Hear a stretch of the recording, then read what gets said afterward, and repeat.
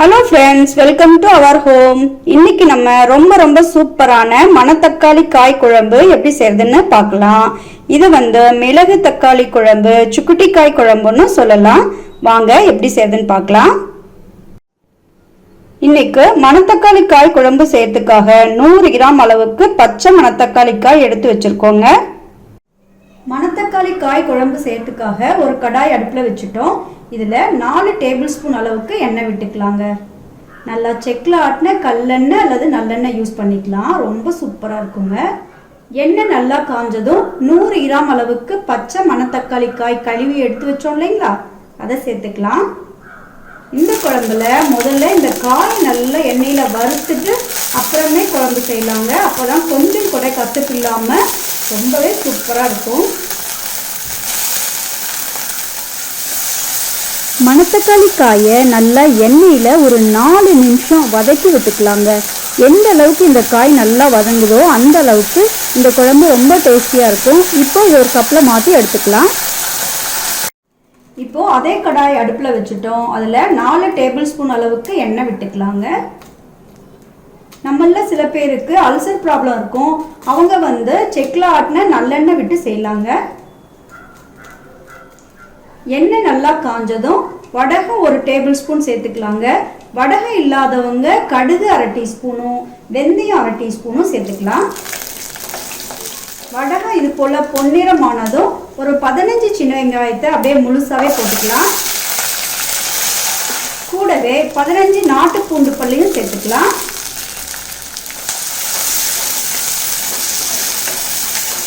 இது கூடவே கொஞ்சமாக உப்பு சேர்த்துட்டு வெங்காயத்தை நல்லா முருகலாக வதக்கி எடுத்துக்கலாங்க. இந்த குழம்பை பொறுத்த வரைக்கும் நம்ம சாதாரண தண்ணீர் விட்டுலாம் செய்யக்கூடாதுங்க. அரிசி கழுவின தண்ணி வச்சு தான் செய்யணும்.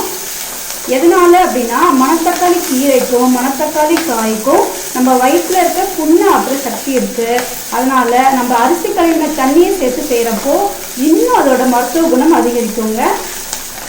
ஏன்னா அரிசி கழுவின தண்ணியில் நிறைய பி காம்ப்ளெக்ஸ் இருக்குது. அது நல்லா அல்சரை எல்லாம் சீக்கிரமாக சரி பண்ணிடும். பாருங்க, வெங்காயமும் பூண்டும் நல்லா பொன்னிறமானதும் ஃப்ளேம் கொஞ்சம் சின்னது பண்ணிக்கலாம். இது கூட 1/4 டீஸ்பூன் அளவுக்கு மஞ்சள் தூள் சேர்த்துக்கோங்க. 1 டீஸ்பூன் அளவுக்கு மிளகாய் தூள் சேர்த்துக்கோங்க. கூடவே 2 டேபிள் ஸ்பூன் அளவுக்கு மல்லித்தூள் சேர்த்துக்கோங்க. 1/2 டீஸ்பூன் அளவுக்கு பெருங்காயத்தூள் சேர்த்துக்கோங்க. இது எல்லாத்தையும் நல்லா மிதமான தீயில வதக்கி விட்டுக்கலாங்க. ஒரு 10-15 செகண்ட் மட்டும் வதங்கினா போதும்.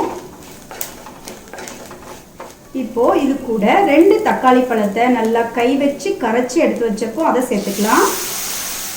இது எல்லாத்தையும் நல்லா வதக்கி விட்டுக்கோங்க. நல்லா தக்காளியோட பச்சை வாசனை போகிற வரைக்கும் வதக்கிக்கலாங்க. தக்காளி பாருங்க நல்லா வதங்கிடுச்சு.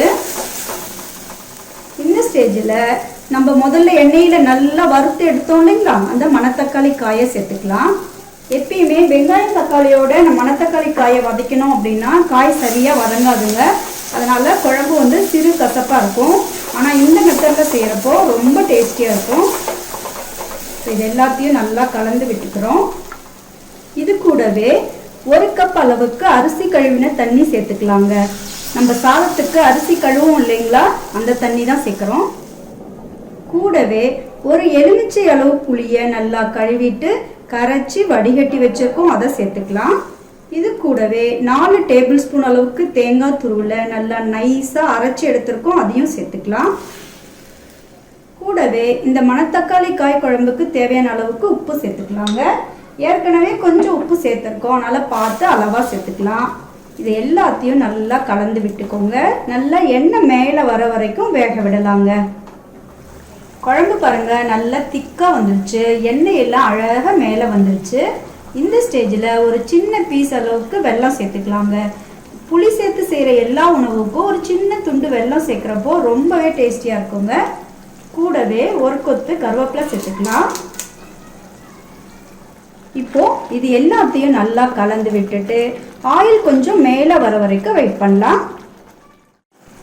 பாருங்க, எண்ணெயெல்லாம் அழகா மேலே வந்தாச்சு. நம்மளோட டேஸ்டியான மணத்தக்காளி காய் குழம்பு ரெடி.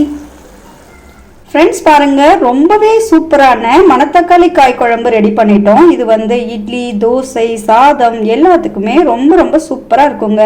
இதை நாளே ரெடி பண்ணி வச்சுட்டு நெக்ஸ்ட் டே சாப்பிட்றப்போ அவ்வளோ அருமையாக இருக்கும்.